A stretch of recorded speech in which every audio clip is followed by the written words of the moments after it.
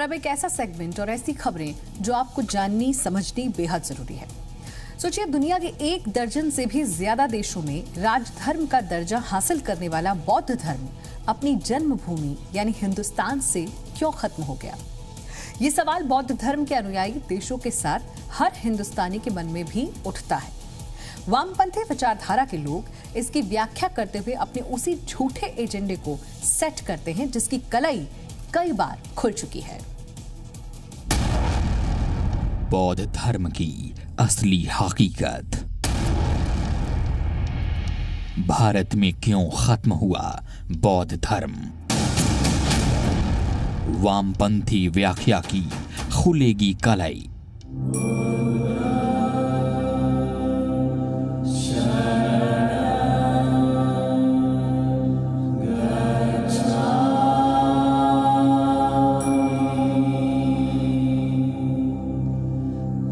करीब 550 ईसा पूर्व अस्तित्व में आया बौद्ध धर्म।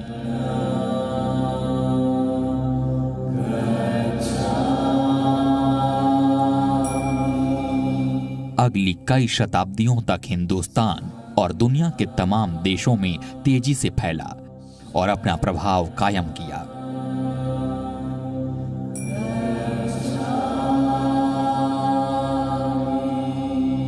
आज भी बौद्ध धर्म चीन, Japan, Myanmar, Sri Lanka, Thailand, Vietnam समेत 1 दर्जन देशों में मौजूद है। ऐसे में सवाल उठना लाजमी है कि भारत में इस धर्म ने अपना अस्तित्व क्यों खो दिया।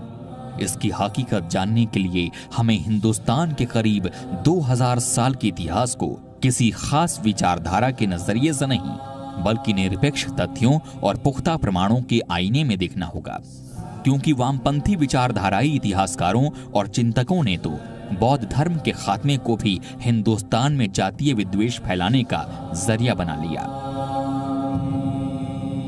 बामसीएफ नाम के सामाजिक संगठन के अध्यक्ष वामन मेश्राम बौद्ध धर्म के खात्मे की क्या वजह बताते हैं, पहले आप उसे सुनिए, फिर हम उनके बयान की पड़ताल पुख्ता ऐतिहासिक तथ्यों की रोशनी में करेंगे। क्योंकि भारत में बुद्धिज्म को खत्म करने के लिए बहुत दीर्घ काल तक हिंसा का सहारा लिया गया। पुरोदत्त की हत्या हिंसा के द्वारा की गई और उसके बाद में समस्त देश भर में जो बुद्धिज्म का प्रचार प्रसार करने वाले भिक्षु थे, उनका कत्लेआम हुआ, उनकी हत्याएं हुई और उनके जो सेंटर थे, बुद्धिस्ट सेंटर थे, जब वहां देखरेख करने वाले भिक्षु थे, उनकी हत्या हुई, तो उन विहारों पर, उन सेंटरों पर ब्राह्मणों ने कब्जा कर लिया। वामपंथी इतिहासकारों, चिंतकों का किसी भी घटनाक्रम को देखने का ये टिपिकल अंदाज होता है। वर्ग संघर्ष, बुर्जुआ, सर्वहारा, जातिवाद का जहर ये हर घटना में ढूंढने की कोशिश करते हैं और फिर उसे इतने ट्रिक के साथ स्थापित करते हैं कि वही सच लगने लगता है। मौर्य वंश के जिस आखिरी शासक वृहद्रथ की हत्या की बात वो बता रहे हैं, उस समय हिंदुस्तान की ऐतिहासिक पृष्ठभूमि क्या थी, इसकी चर्चा उन्होंने बिल्कुल भी नहीं की। क्यों नहीं की? क्योंकि उससे समाज में कटुता और द्वेष फैलाने की मुहिम बेअसर हो जाएगी। आपके लिए ये जानना जरूरी है कि मौर्य वंश के शासक वृहद्रथ ने अहिंसा का रास्ता अपनाते हुए देश के सुरक्षा तंत्र और सेना के अस्तित्व को ही खत्म कर दिया था। भारत के उत्तरी पश्चिमी हिस्से तक पहुंचे यवनों ने वृहद्रथ की अहिंसा को पाटलिपुत्र पर हमले का अच्छा अवसर माना और चढ़ाई की तैयारी शुरू कर दी। लाख समझाने के बाद भी वृहद्रथ युद्ध के लिए तैयार नहीं हुआ। तब जाकर पुष्यमित्र शुंग ने उसकी हत्या की और आज सत्ता की बागडोर संभाली और यवनों को मार भगाया। वृहद्रथ जो अंतिम मौर्य सम्राट था, 185 ईसा पूर्व के लगभग कहते हैं कि उसी के सेनापति जो पुष्यमित्र शुंग है, उसने उसकी हत्या की, ऐसा बौद्ध धर्म ग्रंथ कहते हैं। अब दरअसल में उसकी हत्या पुष्यमित्र शुंग ने की या नहीं की, ये एक दोबारा से रिसर्च का, अनुसंधान का विषय है। हाँ, ये बात सही है कि जो अशोक के बाद के जो उसके उत्तराधिकारी हुए मौर्य वंश में, वो उतने सक्षम, उतने पराक्रमी नहीं थे, और उस समय भारतवर्ष पर विदेशी आक्रमणकारियों का जो लगातार आक्रमण का भय बना हुआ था, और इन सब परिस्थितियों में देश को एक सक्षम तंत्र की, एक सक्षम नेता की आवश्यकता थी, और पुष्यमित्र शुंग में वो क्वालिटीज थी, वो सारे गुण थे। और इसी वजह से देखते हैं कि 185 ईसा पूर्व में शुंग वंश की स्थापना पुष्यमित्र शुंग के द्वारा हुई, और इस काल में उसने बहुत ही सक्षम, बहुत ही पराक्रम के साथ, बहुत ही धैर्य और धीरता के साथ जो भी विदेशी आक्रमण हुए उनको डिफेंड किया।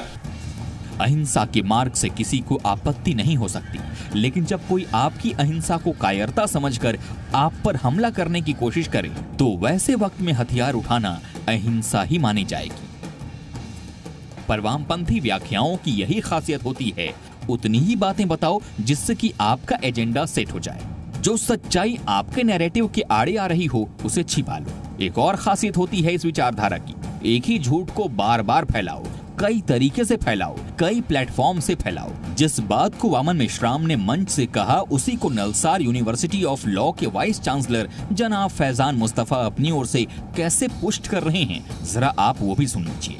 दरअसल जब वो चीन गए थे तो उनसे एक चीनी टैक्सी ड्राइवर ने यही सवाल पूछ दिया कि हिंदुस्तान से बौद्ध धर्म क्यों खत्म हुआ। उसका सवाल ये था कि इंडिया में इतने कम बुद्धिस्ट क्यों हैं। आपको मालूम है कि ऑलमोस्ट 1 दर्जन के करीब बुद्धिस्ट मेजॉरिटी कंट्रीज हैं दुनिया में। जापान है, वियतनाम है, चाइना है, थाईलैंड है, श्रीलंका है, म्यांमार है। और जहां बुद्धा का पूरा जीवन यापन हुआ वहां आप देखिए कि वो कितने कम हैं। मेरा सर शर्म से झुक गया, क्योंकि फैक्ट ये है कि हमने बुद्धिस्ट को परसिक्यूट किया। हमने बुद्धिस्ट के टेम्पल्स को, मॉन्स्ट्रीज को, स्तूपास को डिस्ट्रॉय किया। चीनी टैक्सी ड्राइवर के इस वाजिब सवाल को लाल सलाम तो बनता है। चीन में बुद्ध के उपदेशों का कितना अनुसरण हो रहा है ये किसी से छिपा नहीं है। बहरहाल इतिहासकारी के जरिए, वैचारिक भाषणों के जरिए, सोशल मीडिया के जरिए, नुक्कड़ नाटकों के जरिए, जितने भी तरीके मुमकिन हो उन सब के जरिए वामपंथी चिंतक ऐसा नैरेटिव सेट करते हैं जिससे कि हिंदुस्तान में जातिगत विद्वेष कम ना होने पाए, क्योंकि जातिगत बंटवारे की वजह से ही उनकी दुकान चलती है। अब भारत से बौद्ध धर्म के खात्मे का जो नैरेटिव वो सेट कर रहे हैं, अगर वो सही होता तो मान लिया जाता कि चलो जो सच है उसे वो बता रहे हैं, लेकिन हकीकत बिल्कुल अलग है। वामपंथी इतिहासकारों की ओर से जो नैरेटिव सेट किया जा रहा है उसके मुताबिक पुष्यमित्र शुंग और उसके बाद शुंग वंश ने बौद्धों की हत्याएं करवाई। पुष्यमित्र शुंग ने ईसा से करीब 185 साल पहले वृहद्रथ की हत्या की थी। अगर उसके बाद अगले 400 से 500 वर्षों तक भारत में हिंदू राजाओं द्वारा बौद्धों की हत्या की जाती रही होती तो 5वीं-6ठी शताब्दी आते आते बौद्ध यहाँ से खत्म हो गए होते। लेकिन उस समय बौद्धों की क्या स्थिति थी उसका जिक्र 400 ईस्वी या उसके आसपास भारत आए चीनी यात्री फाहियान ने अपनी किताब में किया है। भारत यात्रा के दौरान फाहियान ने जो देखा उसे लिपिबद्ध किया। आज से करीब 125 साल पहले एपिफेनियन विल्सन ने अपनी किताब चाइनीज लिटरेचर में फाहियान के लिखे को ट्रांसलेट किया। इस किताब का पब्लिशर है द कॉलोनियन प्रेस। लिहाजा हम ये आसानी से मान सकते हैं कि ना ही राइटर और ना ही पब्लिशर किसी संघी या भक्त मानसिकता से प्रभावित होगा। चाइनीज लिटरेचर किताब के पेज नंबर 247 पर द किंगडम ऑफ वैशाली शीर्षक के साथ क्या लिखा है वो देखते हैं।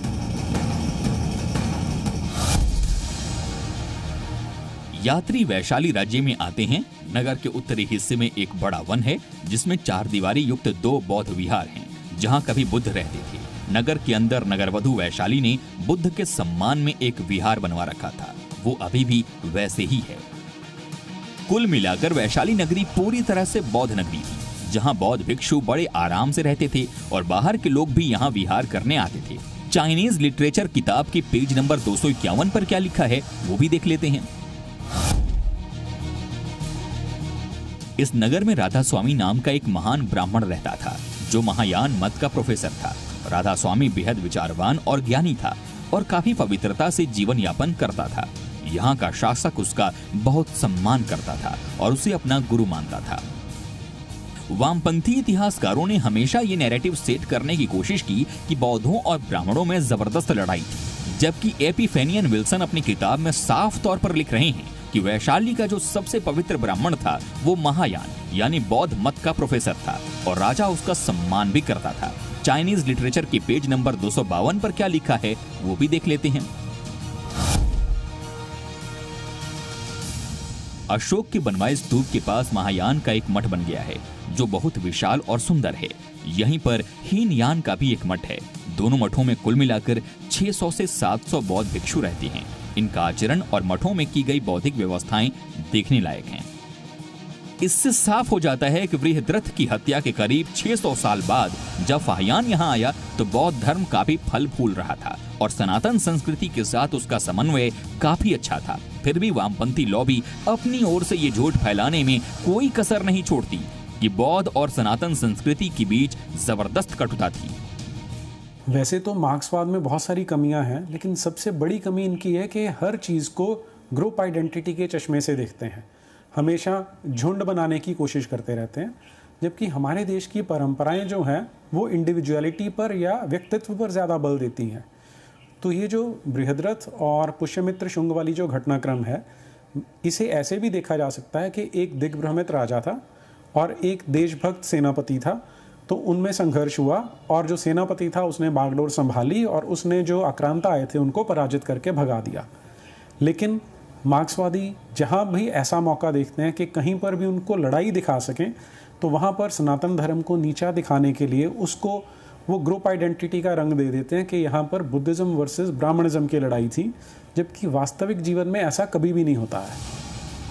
दरअसल बौद्ध धर्म और सनातन संस्कृति में तत्वतः कोई भेद नहीं है, क्योंकि बौद्ध धर्म के प्रवर्तक भगवान बुद्ध खुद सनातन संस्कृति के अनुयायी थे और सनातन धर्म में पहले से मौजूद ध्यान धारणा और समाधि की राह पर चलकर ही उन्होंने ज्ञान प्राप्त किया था।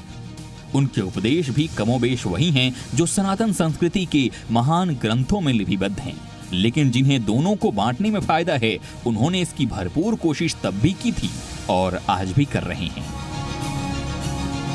ब्यूरो रिपोर्ट, जी मीडिया। सफर में हो या घर पर, अब होगी हर खबर आपकी हथेली पर। ऐप स्टोर में जाएं और डाउनलोड करें जी हिंदुस्तान ऐप।